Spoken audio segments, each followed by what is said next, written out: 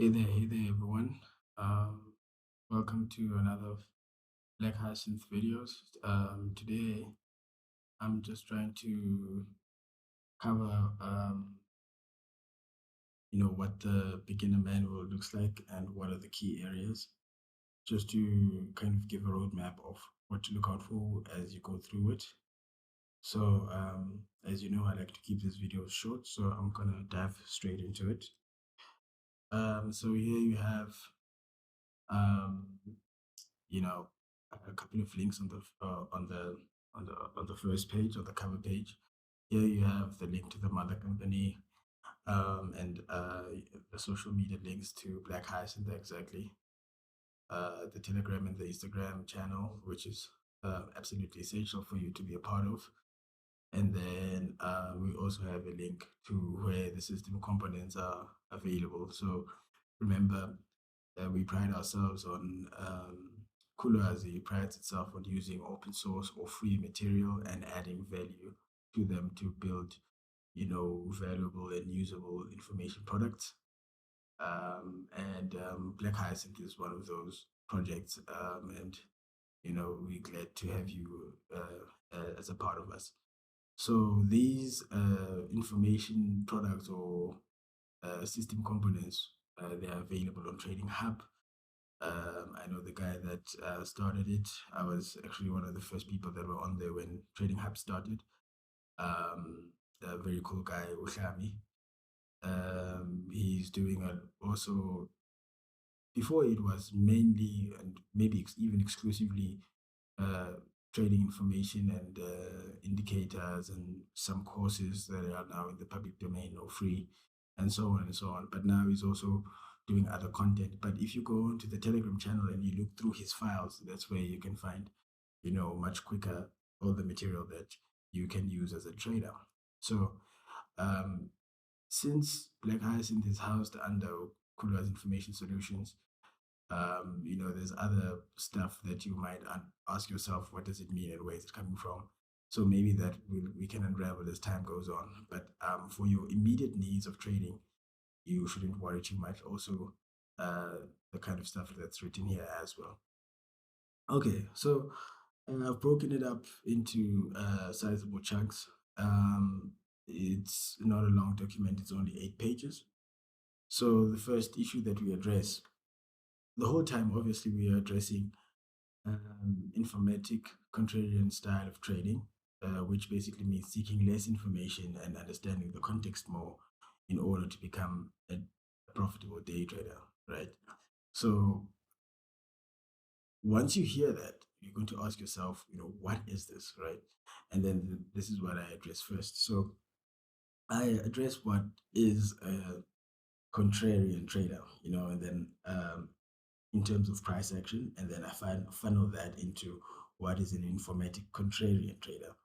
So in price action, when I first learned it, it was explained is that price action traders don't try. Number one principle is that they don't try to predict where price is going, but they follow the informatic breadcrumbs that the larger traders, the institutions, the shakers and the movers of the markets, they follow the breadcrumbs that they leave on the charts to signal where price might move next. So, for example, if the big boys have taken the market to a key area, through a bullish rally, so price was buying, you don't want to get into the trend of buying once you see it. So you kind of want to wait for the trend to die out and then you go in for sales. So through the breadcrumbs that they leave on the charts, you want to identify the area that is exposing you to least risk for you to enter in, for sales. So when the market is buying, you are looking for sales. So that's a contrarian mentality that is applied when you're trading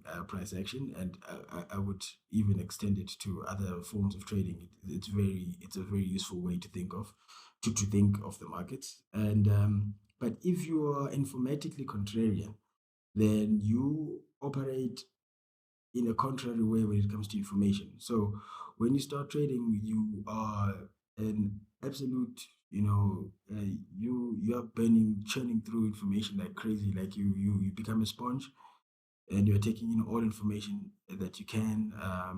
But if you're an informatically contrarian trader, then that means you're doing the opposite.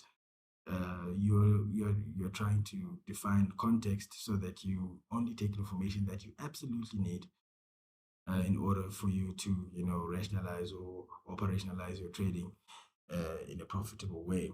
So that's what it is. I'm explaining what an informatic contrarian trader is, and then the next part would be talking about why would you want to be an informatic contrarian trader, and there's basically two reasons for that, right? And they are listed here.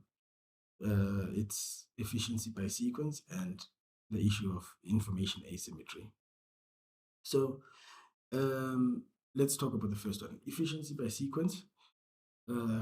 My trading journey was very arduous and long because I had to learn a lot of things and then I had to trim it to make it more operational or more practical. So I had to unlearn the things that were not relevant for a particular way of trading that I would have adopted at the time. So had I started by, for example, deciding what kind of trader I am and how I want to approach the markets, then I would have learned the correct information that I would have needed for that and not need to learn all the other stuff. So that just signals, what efficiency by sequence is. And then information symmetry is a state of, in how you relate to to the financial markets or the forex market, and how that how that translates into information. So you do not have a healthy, relationship with the market as far as information is concerned, because you never know enough for for you to have a healthy level of confidence or information to start operating in the market. You're always at a disadvantage. If you like, you can always say that the market knows more about you than you know about it. So then that that shows, Guti, there isn't a symmetry between you and the market. There's always a disparity or a differential information that puts you at a disadvantage. So, but if you can narrow things down to a particular context, then you have a better chance of doing well, because now you've narrowed things down to things that you can understand at a very high confidence, and by so doing, you now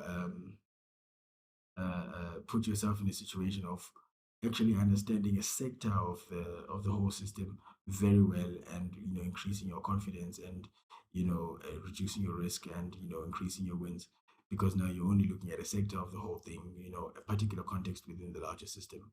So being informatically contrarian in your approach to the markets, it helps if you appreciate these two reasons. And what these two reasons work together to bring about is the situation of, you as a trader, being able to hold information of higher certainty in a shorter space of time, uh, that a non-informatic contrarian would take to arrive to that level of certainty. So there's definitely benefit to that, and that's the basic rationale of why you would want to become informatically contrarian or approach the markets in that way. So, and then now I come to the how. How do you become informatically contrarian? And this basically is going to now feed into how we actually trade. But um, the output of being informatically contrarian really just comes from being able to be sure about how the market is going to behave or is likely to behave, high confidence, and being able to do that consistently. So I'm going to now take care of the biggest reason or the biggest rule to approach the markets using the system. I'm going to deal with that in the next video, and to just really operationalize the theory that I just spoke about. So for now, I'm going to leave it here, and then we'll move on to the next part, and I'll now really get into how do you practically make the theory something that is actually something you can use. So yeah, jump on to the next video. Sure.